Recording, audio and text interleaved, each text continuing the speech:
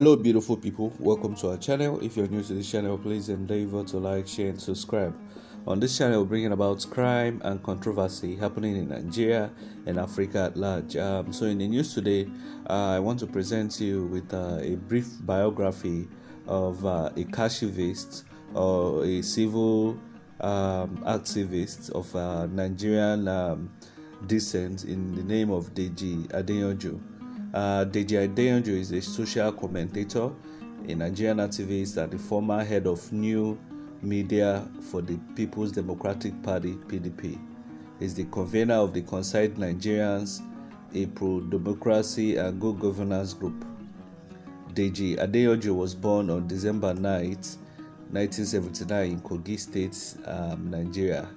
He is currently more than 41 years old and is from Yoruba descent, and little is very known much about him. But for educational background, Deji holds a degree in mass communication from Bayero University, Kano, and is alumnus of Capital Secondary School, Kaduna.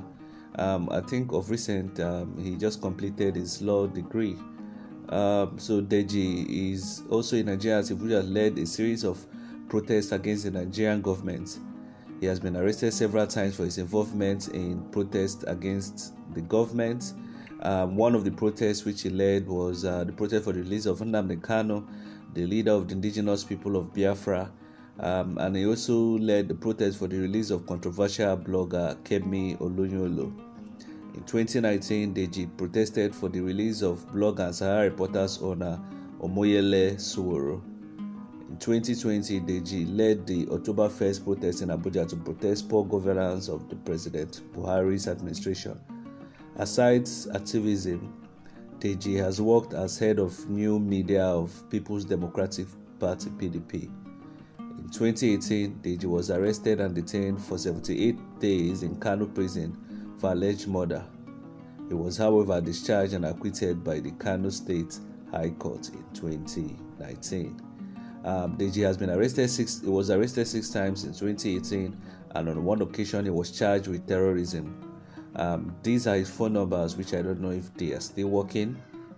07037717746 and 0806512875. His net worth is still unknown, but from sources, Deji owns a filling station and thereabouts.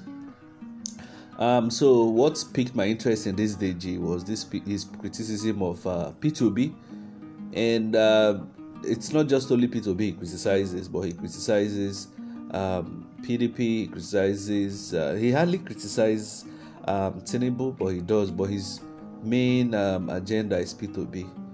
And this Deji once time endorsed P2B, like he said that it's time for the Southeast to produce the president and that P2B is the best candidate.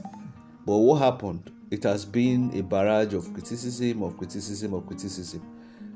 Some information which was leaked, which we don't know how credible it is, said Deji requested for a meeting with Obi, and Deji requested for 250 million naira, which to be a spokesman for Labour Party and Obi, which will be declined. And ever since then, it has been criticism. This is a man, he professed that he's the best person to lead Nigeria.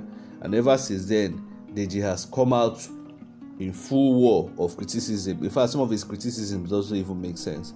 He hardly criticizes the two other order of establishment, which is the PDP and Tinubu, which, if you look at all the 3 candidates, the person that has the most integrity is Obi, but unfortunately, Obi has been the forefront center of Deji's criticism. Nobody is saying that criticism is bad, but when it's not constructive, it doesn't make sense. And this Deji, just like Reno, just like Charlie Boy, they have shown over time that they go for where the money is. They are not interested in what happens to the masses. These are people that always claim that they want Nigeria to be good, but they are all concerned about their own pockets. Anyway, time will tell, because in the future we'll get to know who is going to cry last, because they say he who laughs best. let's assume P2B doesn't win and Tinubu win. We hope he does well, but I am 100% sure that Nigeria will not improve under Tinubu or Atiku.